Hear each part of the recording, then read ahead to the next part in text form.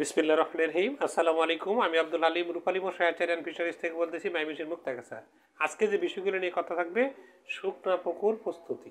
আপনারা অনেক খামারি ভাইয়েরা শুকনো অবস্থায় পুকুর প্রস্তুতি করার ক্ষেত্রে কিন্তু অনেক ভুলভাবে পুকুর প্রস্তুতি করার কারণে ভালোভাবে পুকুরের রেজাল্ট আসে না। কারণ পুকুর প্রস্তুতি হলো সবচেয়ে বেশি মেন এবং গুরুত্বপূর্ণ ভূমিকা পালন করে।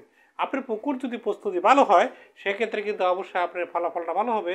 আমরা যে মাছ চাষ করি, মাছ চাষের মূল উদ্দেশ্যই হলো ভালো মানের পুকুর নির্বাচন এবং নার্সিং। শুকনা পুকুর আপনি প্রস্তুতি কেমনে করবেন, সেই পুরো ভিডিও জুড়েই আজকেই আমি আব্দুল হালিম থাকবো।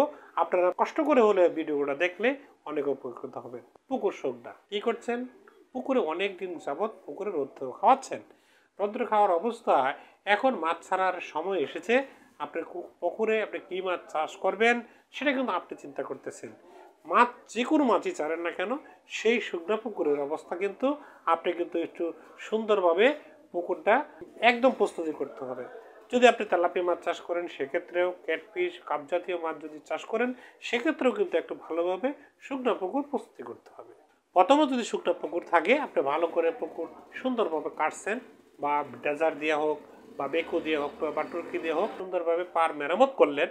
মেরামত করার অবস্থা আপনি পুকুরে কী করবেন? এখন প্রতি শতাংশে 500 থেকে 800 গ্রাম আপনি চুন প্রয়োগ করবেন, পাথরের চুন প্রয়োগ করবেন। পাথরের চুন প্রয়োগ করার পরে পুকুরে সুন্দর করে পানি নামাবেন। পানি নামানোর আগে যদি আপনি ক্যাটফিশ মাছ চাষ করেন বা শিং বা তেলাপিয়া মাছ চাষ করেন, অবশ্যই উপরে একটা ছাইনি দিয়ে রাখবেন।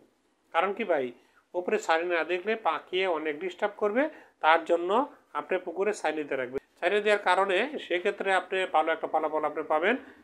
তারপরে বিষয় হলো, ছাইনি দিলেন, দেওয়ার পরে পুকুরে সুন্দর করে পানি নামালেন।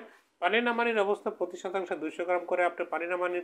যদি আপনি কালচার করেন, যদি যদি কালচার মানে সরাসরি নার্সিং পুকুর থেকে তেলাপিয়া মাছ বলেন বা অন্য পাবদা বলেন, সেক্ষেত্রে যদি আপনি দেন, সেক্ষেত্রে কী করতে হবে? প্রতি শতাংশে 200 গ্রাম হারে আপনি জিওলেট ব্যবহার করবেন। জিওলেটের সাথে সাথে প্রতি শতাংশে 5 মিলিগ্রাম করে ইউকা ব্যবহার করবেন, মানে গেসুনিল ব্যবহার করেন। গেসুনিল ব্যবহার করার পরে পুকুরে একটা জীবাণুনাশক প্রয়োগ করে ফেলবেন।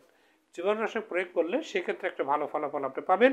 5 থেকে 6 ফিট যদি নার্সিং পুকুর অবস্থায় কালচার পন্ডের প্রিপারেশন নেন, সেক্ষেত্রে 5 থেকে 6 ফিট পানির গভীরতা থাকতে হবে। উপরে কিন্তু সুন্দর একটা জাল টানে দিলেন। এইভাবে আপনি পুকুরগুলো মানে শুকনা পুকুর প্রস্তুতি করলে সবচেয়ে ভালো আপনি রেজাল্ট পাবেন। হ্যাঁ, আমরা রূপালী মশা হ্যাচারি টাইগার সুপার মনোসেক্স তেলাপি করে থাকি।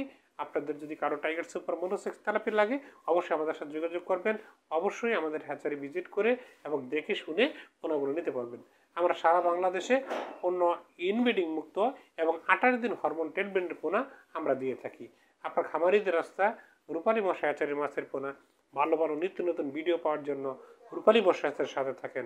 আসসালামু আলাইকুম ওয়া রাহমাতুল্লাহি ওয়া বারাকাতুহু।